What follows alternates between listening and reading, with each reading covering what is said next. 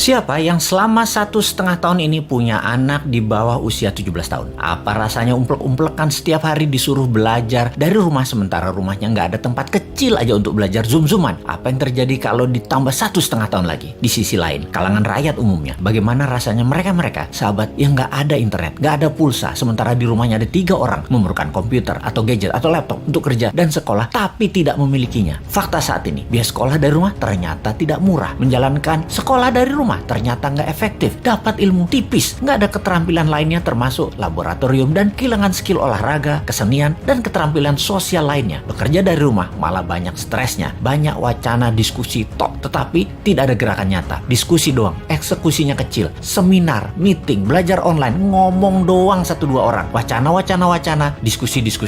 Rekening mah minus juga. Saat ini dunia bergeser jauh. Berapa lama kita akan menjadi seperti ini di bawah serangan virus? Jawabannya, kalau gini cara mengelolanya, selamanya, setidaknya sampai tahun 2025. Demikian kata WHO dan World Bank. Waduh, paling cepet 2023 awal deh. Tetap aja lama. Maunya tahun 2021 ini paling lama selesai deh. Vaksin dah tuh 100% orang Indonesia. Pertanyaan lagi, apakah selesai COVID? Ya nggak tahu juga. Menurut Ngana, selesaikah COVID ketika 100% manusia Indonesia sudah divaksin? Jawabannya nggak tahu. Misalnya, manusia setelah divaksin, efeknya tingkat kematian dan fatality-nya menurun, tetapi tetap bisa kena. Dimana kalau kena ya isolasi mandiri, katakan 10 hari. Setiap hari ada 30.000 orang bergantian bergiliran. Tiap hari ada 30.000. Karena 10 hari di isoman, maka yang dikurung hari itu adalah 300.000 orang per hari yang terkurung gantian sampai 100 juta orang. Gitu ya. 2 tahun itu bisa tercapai. Bisa lebih. Serem amat ya kalau ini terjadi. Untuk mencapai 60% populasi yang benar, ya bisa 2 tahun lagi, mungkin bisa 4 tahun lagi. Kalau hal ini terjadi, maka bukan hanya ekonomi yang ambiar, tetapi keterampilan sosial anak kita, keterampilan lainnya hilang. Bisa terjadi generation gap yang parah, di mana di tahun 2045, 24 tahun lagi, mereka usianya yang sekarang 10-20 tahun itu adalah mereka menjadi tulang punggung angkatan kerja dan usaha. Mereka, bayangkan, tidak punya keterampilan yang mumpuni. Maka angkatan yang usianya 50-70